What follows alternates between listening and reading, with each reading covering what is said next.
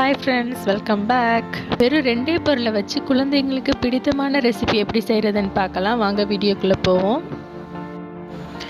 Condensed milk வந்து 3/4 டின் எடுத்திருக்கேன்.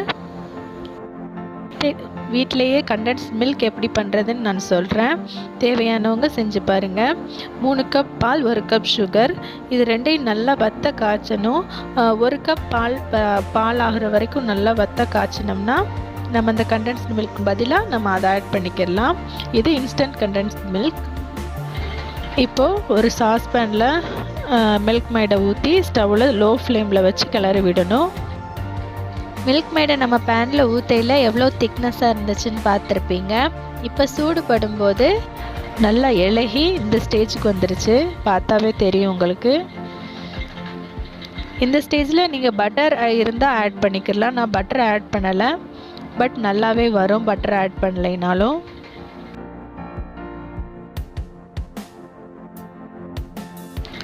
பாருங்கள், நல்லா திக்காகிடுச்சு. இந்த ஸ்டேஜில் தான் நல்லா கிளறி விடணும், இல்லைன்னா அடிப்பிடிக்க நிறைய வாய்ப்பு இருக்குது. இப்போ நம்ம ஸ்டவ்வை ஆஃப் பண்ணிவிட்டு பேனை கீழே இறக்கி வச்சிடலாம். கட்டி எதுவும் இல்லாமல் நல்லா நம்ம மிக்ஸ் பண்ணி விட்டுடலாம்.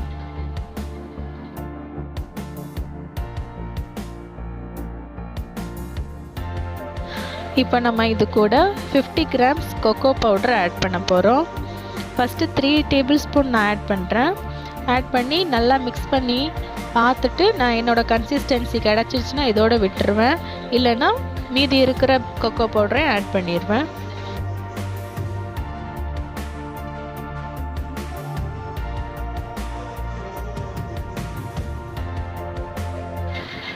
டோட்டலி 50 கிராம்ஸ் ஆட் பண்ணியிருக்கேன். இப்போவே நல்லா திக்காகிடுச்சு. இப்போ நம்ம ஒரு பேக்கிங் ஷீட் எடுத்துக்கலாம். உங்ககிட்ட பேக்கிங் ஷீட் இல்லைன்னா ஒரு பவுல் இல்லைன்னா ஏதாச்சும் ஒரு பிளேட் எடுத்து அதில் ஆயில் தடவிக்கிட்டு அதில் செட் பண்ணிடலாம். இப்போ நான் இதை செட் பண்ணி 2 hours ஃப்ரிட்ஜில் வைக்க போகிறேன். இப்போ 2 ஹவர்ஸ்க்கு அப்புறம் எடுத்து பார்க்கலாம்.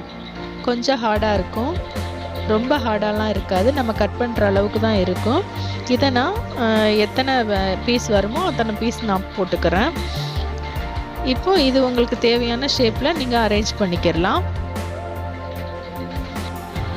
இப்போ நான் ஒரு பவுலில் சாக்கோ மிக்ஸ் பவுடர் எடுத்திருக்கேன். உங்ககிட்ட இல்லைன்னா நீங்கள் சாக்கோ பவுடரையே இதுக்கு யூஸ் பண்ணிக்கிறலாம் கோட்டிங்க்கு.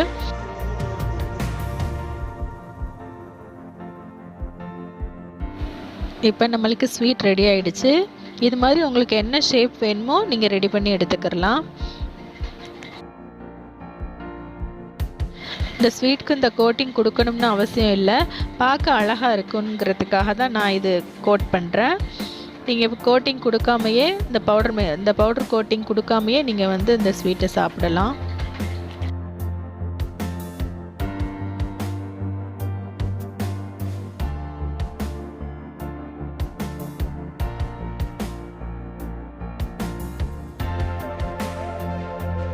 பாருங்கள், நம்ம பட்டர் சேர்க்காமையே எப்படி கிளாஸியாக இருக்குன்னு பாருங்கள்.